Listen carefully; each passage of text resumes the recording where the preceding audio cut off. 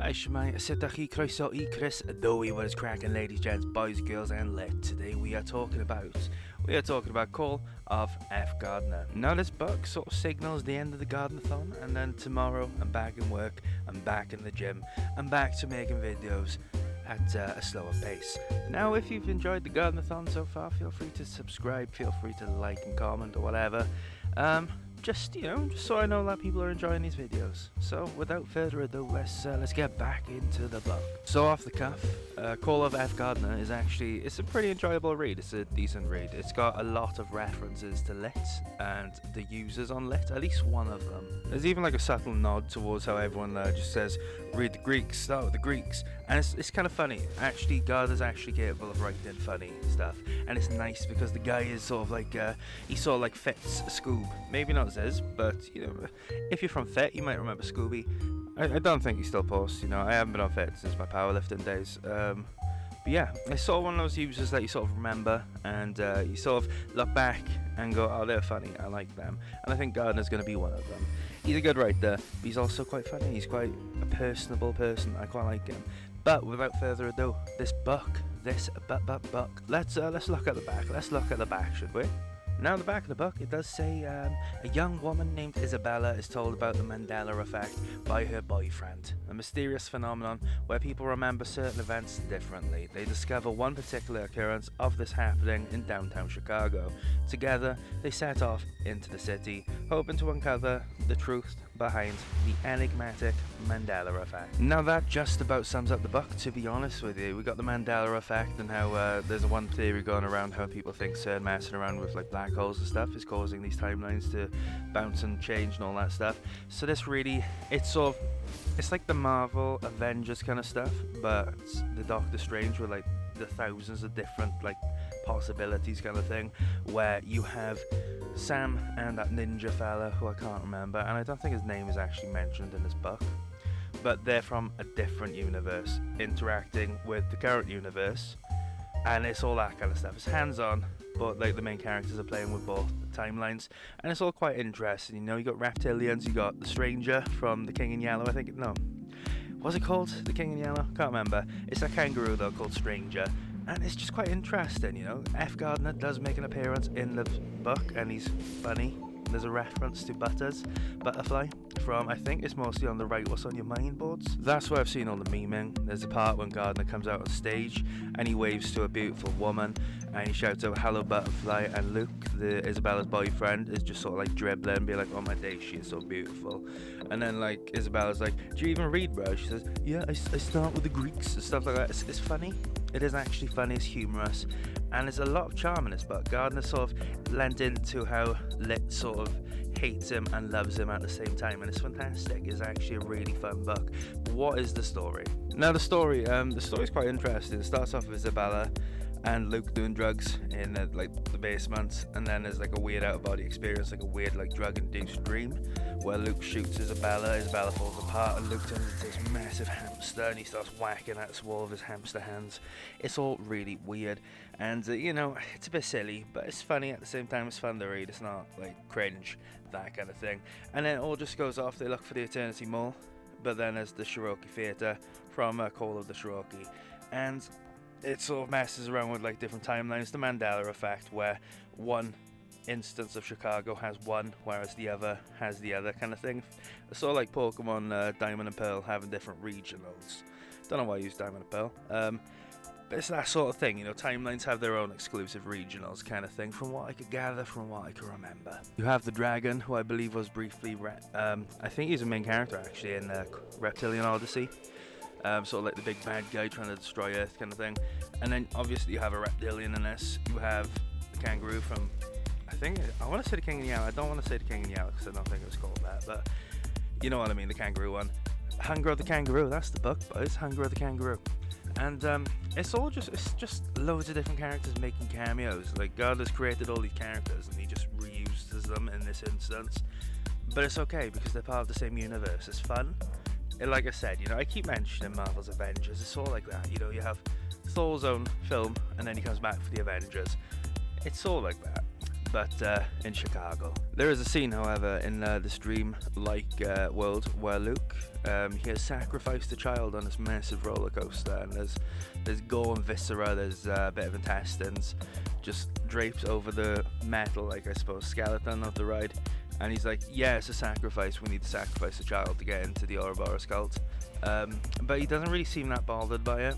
Then he shoots Isabella, and he doesn't really seem that bothered by it. He's like, you know when maybe like buy the last loaf of bread, and there's a family behind you saying, oh, we've got no bread, and it's like, oh, I shouldn't have bought the last loaf of bread, but then you sort of go home and you stop caring. It's sort of like that. He's like, oh man, I shouldn't have sacrificed that child. Why? I should have done that. Oh well. I shouldn't have shot Isabella. I shouldn't have done that.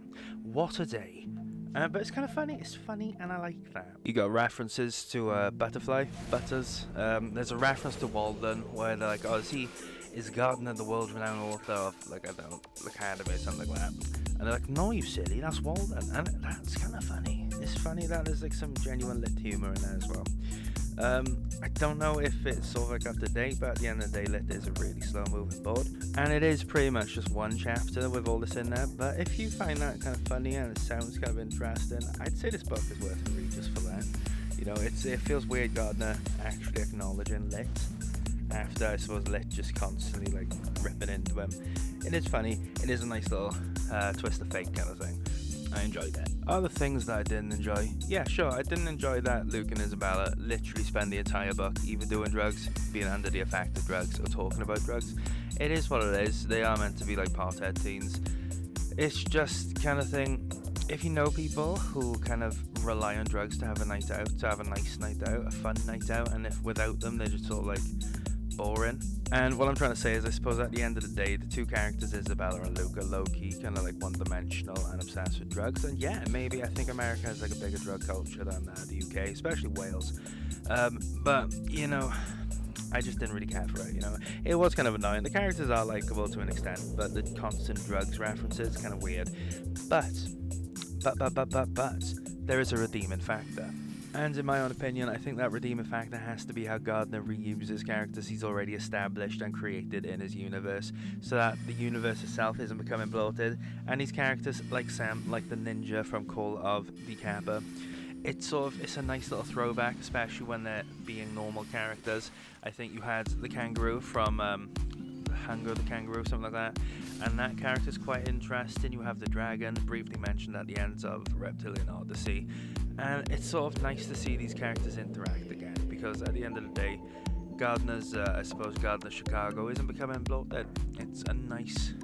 It's nice to see it all work and come together. It's like the A-Team where the old guys like, I love it when a band comes together, and it's like that. It's interesting, it's fun, and reading about these characters again is nice. You get to see these characters in different scenarios. Sam is quickly becoming one of my favorite characters because Sam is constantly being re-mentioned, and there is even like, it's weird, they mention how Sam's actually brain dead in one universe, and that this is a Sam from a different universe, and if you read the books you know that, yeah, that's actually the case, and it's just fun. It's nice to read it. It's nice to see that at the end of the day, really, I can't see how there isn't going to be multiple thousands, hundreds of different universes where there are hundreds of different Sams, hundreds of different Isabellas, hundreds of different Lukes, and it briefly touches on there being multiple Isabellas and multiple Lukes.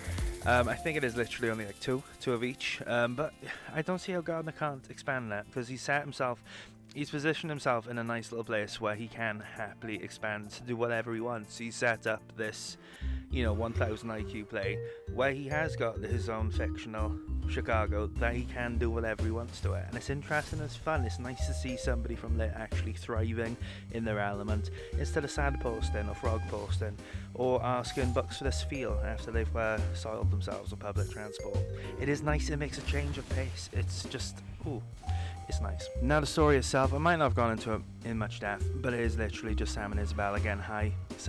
Luke and Isabella getting high, interacting with these characters, messing around with these computers, and trying to save the universe, trying to save Chicago. That's pretty much it. The enjoyment of this novel does come from the characters, does come from their interactions, and it does, I suppose, come from that scene where F. Gardner himself is on stage after writing a play, and he's interacting with one of the members from Lit, and just sort of making jokes, and it's funny. It's nice. It's nice seeing Gardner being aware of how he's, I suppose, appreciated on Lit. it's enjoyable. Would I recommend this book? And I'm gonna say yeah, it is actually a fun read. I mean, if you got a Kindle, and I've said it in the last 2 videos, just get on there, because then it's just downloaded to your hands. It's like nuts. It's still blowing my booming mind that you can just download a book. I don't know why this has sort of caught me off guard so much, because like downloading games onto the PlayStation is exactly the same, but you get what I mean, don't you? It's I do recommend the book, and I do recommend the book because it is a fun read, and at the end of the day, although I haven't reviewed it on Goodreads yet, I might do it so that it goes up along with this video. I'm probably going to give it 4 to 5 stars. It's a fun read, it's a fun book, it's enjoyable. Gardner finally seems to acknowledge Lit after Lit has been crawling up his legs, gagging for attention for God knows how long. Yeah, the constant drug use and drug humour isn't very interesting, but at the end of the day, Luke and Isabella there is a bit of charm done. They seem to be like kind of funny characters, and yeah, it's a good book. I did enjoy it, to be honest, and I didn't expect to enjoy it. I thought it would literally just be a meme book, but no, Call of F. Chadner is actually a decent book. I'd recommend it. Solid 4 to 5 stars, guys. Thanks for watching, and I think this is the end now of the Gardnerthon. So yeah, thanks for putting up with me for 3 videos. Hopefully you've enjoyed. Hopefully you've liked them, and if not, well, what can you do, huh? So yeah, without further ado, guys, hope you have a lovely day. Hope you have a lovely life, a lovely week, a lovely month. Take care, and goodbye. I'm going to see you on the flip side. Ta-ra.